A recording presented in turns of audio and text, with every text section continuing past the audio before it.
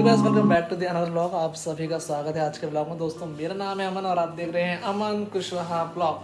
तो this is the second chapter और हम अपने सेकंड चैप्टर में डिस्कस करेंगे कुछ बातें। उसका सेकंड पार्ट होगा। बुक का जिक्र मैं अभी भी नहीं करूँगा एंड थोड़ा सा सेटअप बनाते हैं ताकि हम अपनी बातों को शुरू कर सकें, उस चैप्टर को डिस्कस कर सकें। Give me 1 minute. तो दिस इज सेकंड चैप्टर। तो हम सेकंड चैप्टर में डिस्कस करने वाले हैं जॉन और जूलियन की कि आखिर हुआ क्या। ठीक है, हम सेकंड चैप्टर का जिक्र होगा। तो अब इस चैप्टर में होता क्या है कि जूलियन आ चुका है 1 साल के बाद एंड उसके आने के बाद होता क्या है कि अब जो जूलियन है, ठीक है, वो अपना जिक्र करेगा या अपना 1 साल की स्टोरी बताएगा कि अपने 1 सालों में एक्चुअली हुआ क्या था और उसने क्या सीखा। तो जब जूलियन ने अपना सब कुछ छोड़ा था, जो उसकी एक रॉयल जो लाइफ चल रही थी, वकालत की, अच्छा पैसा, अच्छी गाड़ी, अच्छी घड़ी, ठीक है, तो जब उसने सब चीज़ छोड़ी तो वो कहाँ गया।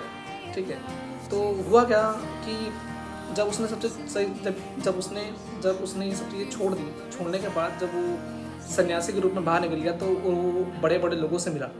इट मीन्स कि अपनी उम्र से बड़े लोगों से मिला जो साधु संत हुआ करते थे, और अलग अलग कल्चर में गया, अलग अलग राज्यों को में गया, उसने भारत का भ्रमण किया, एग्जाम्पल में कह सकते हैं। ठीक है, जैसा बुक में जिक्र किया गया है, मैं उसी का जिक्र कर रहा हूँ। तो वो अलग अलग स्टेट्स में गया, उसने अलग अलग कल्चर को जाना, उनमें क्या रूल्स होते हैं, क्या कल्चर चलता है, या किस तरीके से रीति रिवाज होते हैं, फैमिली किस तरीके से रहती है, जो साधु संत लोग जो होते हैं वो अपनी लाइफ को किस तरीके से एंजॉय करते हैं, या उन्होंने अपने आप को ऐसे इतना कैपेबल कैसे बनाया हुआ है कि वो अकेले रह लेते हैं। ठीक है, उनके पास कुछ नहीं होता। जो साधु सन्यासी लोग होते हैं उनके पास उनका कुछ भी नहीं होता है, ना फैमिली होती है, ना बीवी होती है, ना बच्चे होते हैं, वो अकेले रह लेते हैं, वो सब कुछ त्याग देते हैं।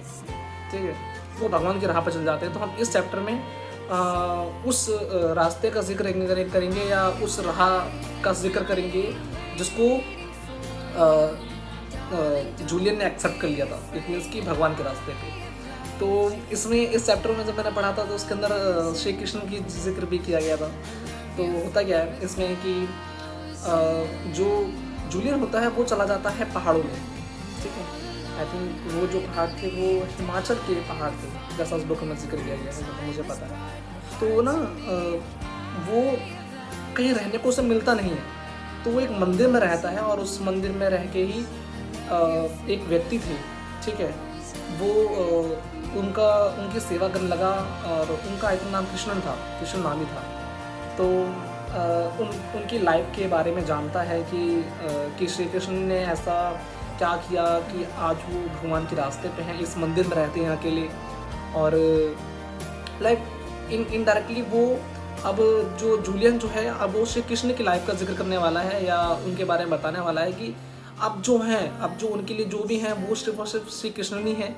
ठीक है, और कभी ना कभी जूलियन इस बात का जिक्र भी कर देता है कृष्ण से कि आखिर आप इतने सन्यासी कैसे बने, आपकी लाइफ में ऐसा परिवर्तन कैसा आया। तो कहीं ना कहीं श्री कृष्ण कहते हैं कि अभी हम जिन पहाड़ी पर रह रहे हैं या जिन मंदिर में रह रहे हैं, अगर तुम इस पहाड़ी से नीचे जाओगे तो एक घनी आबादी है। ठीक है, तो लोग उन चीज़ों के पीछे भाग रहे हैं जो आखिर में उनकी है ही नहीं। ठीक है, छोटी छोटी खुशियों के पीछे भाग रहे हैं, लेकिन आखिर में मिलना उन्हें कुछ और ही है।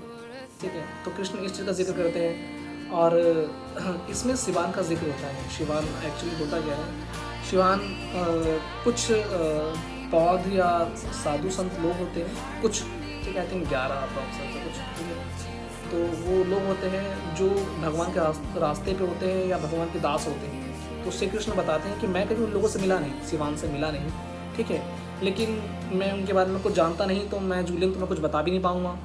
तो अचानक से जूलियन ने जिद कर दी कि मैं उनसे कैसे मिल सकता हूँ, मुझे बताओ। ठीक है, कोई रास्ता तो होगा उनसे मिलने का। तो जो जूलियन होता है वो मंदिर को छोड़ के निकल जाता है। कहाँ? शिवान के लिए, उन लोगों से मिलने के लिए, उन सन्यासी लोगों से मिलने के लिए जिन्होंने भगवान को अपना लिया, या वो ये कह सकते हैं कि वो एक भगवान का रूप है। एंड तो अब यहाँ पर ना कुछ चीज़ें ऐसी जिक्र होती हैं कि जब जूलियन जब ऊपर जाता है, पहाड़ की जब चढ़ाई जब शुरू करता है, ठीक है, तो वो अकेला होता है, उसके आसपास कोई नहीं होता है, कोई भी नहीं होता उस पहाड़ी में, वो सिर्फ अकेला चलता जा रहा होता है। रात भी होती है, आंधी भी होती है, बर्फ़ भी गिरती है, बहुत सारी चीज़ें होती हैं, सूखा पड़ जाता है, पानी नहीं होती है। एक पल के लिए जूलियन को ऐसा भी लगता है कहीं ना कहीं मरने वाला है, ठीक है, एक पल के लिए उसको ऐसा भी लगता है। एंड कुछ हफ्तों बाद, लाइक जैसे कि 2 हफ्ते हो जाते हैं, 14-15 दिन चल रहा होता है, और जूलियन जब पहाड़ी पे पहुंच जाता है तो जूलियन को दूर से एक आदमी नज़र आता है, ठीक है।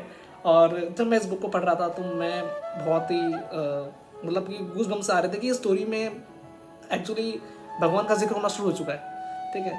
तो वो जब पहाड़ी पहुंच जाता है तो उसको दूर से एक आदमी नज़र आता है जिसने लाल रंग का कपड़ा पहना हुआ होता है, और उसको जूलियन थोड़ा धुंधला धुंधला नज़र आ रहा होता है कि ये एक्चुअल व्यक्ति है कौन, कि इतनी दूर देखो तो यहाँ पे एक व्यक्ति नहीं है, लेकिन सिर्फ एक व्यक्ति नज़र आ रहा है, लेकिन वो थोड़ा धुंधला धुंधला नज़र आ रहा होता है जूलियन को। तो जूलियन उसके पास जाता है, जूलियन उसका आवाज़ भी मारता है, सुनो सुनो सुनो सुनो, आवाज़ मारता है, तुम कौन हो, यहाँ क्या कर रहे हो, क्या तुम शिवान को जानते हो, या ऐसे इन लोगों को जानते हो जो भगवान के रास्ते पे चल रहे हो। तो वहाँ से कोई रिस्पॉन्स ही नहीं आता है, और जैसे उसके पास जाता है तो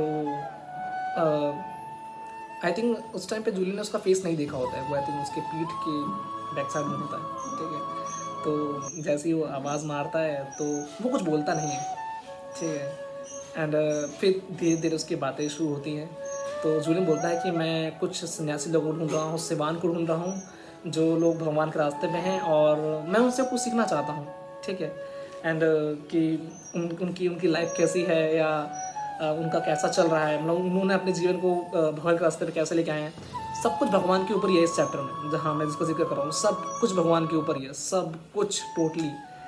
तो वो जो लाल कपड़े में जो व्यक्ति होता है वो बोलता है कि तुम सही जगह पे आए हो, ठीक है, मैं भी उनमें से ही एक हूँ। तो जूलियन की आंखें नम हो जाती हैं कि आखिर उन्होंने सिवान को ढूंढ लिया, ठीक है। तो वो उनसे बात करता है कि हम भगवान को कैसे प्राप्त कर सकते हैं, आपकी लाइफ में ऐसा क्या हुआ, आप मुझे कुछ सिखाओ, मुझे जानना है कि एक्चुअली में इस लाइफ को कैसे एंजॉय किया जाता है, ठीक है, या इस लाइफ को और कैसे बेटर बनाया जा सकता है। ज़िंदगी की ही बातों का जिक्र करता है जूलियन। तो कहीं ना कहीं वो जो सन्यासी होता है जिसकी उसकी मुलाकात हुई होती है, तो वो सिवान जो होते हैं वो प्रॉमिस करने के लिए बोलते हैं जूलियन को कि जब तुम यहाँ से नीचे जाओगे तो तुम उन लोगों के पास भी जाओगे, उन अच्छे लोगों के पास भी जाओगे जो बहुत ही दयनीय हैं, या जिनका भगवान के प्रति बहुत विश्वास है लेकिन वो फिर भी अपनी राह से भटके हुए हैं। तुम उनके पास जाके उनकी समस्याओं का समाधान करोगे, उनको एक अच्छी राह दिखाओगे जिससे कि वो एक अच्छी राह पर चल सके और भगवान तक पहुँच सके। तो ऐसा सिवान कहते हैं जूलियन से, ताकि वो नीचे जाए तो वो उन पश्चिमी देशों के जो लोग हैं जो राह से भटक रहे हैं, ताकि उनको एक अच्छी राह दिखाई जा सके। एंड ये इस चैप्टर में था। 7 मिनट की हो चुकी है, लेकिन ये चैप्टर बहुत ब्रिलियंट था। मैं इसका थर्ड चैप्टर ज़रूर डिस्कस करूँगा, लेकिन माइंड ब्लोइंग, मैंने पढ़ा है। देखो मेरे पहले जो व्लॉग्स हुआ करते थे वो थोड़े अच्छे हुआ करते थे, फिर बीच में डाउन हो गए, फिर मैं यहाँ पे आया और देखो, हाँ, तो अब बेटर है। सो अब हम जिक्र करेंगे थर्ड चैप्टर को। बुक का जिक्र अभी भी नहीं करेंगे, जब वो बुक पक्का कंप्लीट हो जाएगी ना, या मेरे माइंड में एक पल के लिए भी ऐसा लग गया कि मुझे बुक का जिक्र करना चाहिए, तो मैं डेफिनेटली करूँगा, आई विल श्योर। सो अगर आपको ये स्टोरी, ठीक है, मैंने पढ़ी है, जो मेरे को समझ में आया मैंने आपको जिक्र या वो बताने की कोशिश करी है। अगर आपको स्टोरी अच्छी लगती है तो प्लीज़ लाइक करना, ठीक है, एंड थोड़ा बहुत यार कमेंट कर दिया करो। मेरा कमेंट बॉक्स खाली पड़ा रहता है यार, सबका अपना अपना बिलीव होता है। लाइक मुझे भगवान पे बिलीव है, भगवान पर बिलीव है, उसी तरीके से आपका भी किसी न किसी के प्रति बिलीव होता है या विश्वास होता है, तो आपको डेफिनेटली लाइक या कमेंट करना चाहिए, शेयर करना चाहिए, या अपना एक्सपीरियंस शेयर करना चाहिए मेरे साथ, ताकि मेरे 100 सब्सक्राइबर तो हो जाए कम से कम, मेरे 80 के 80 अटके पड़े यार। Okay, thank you.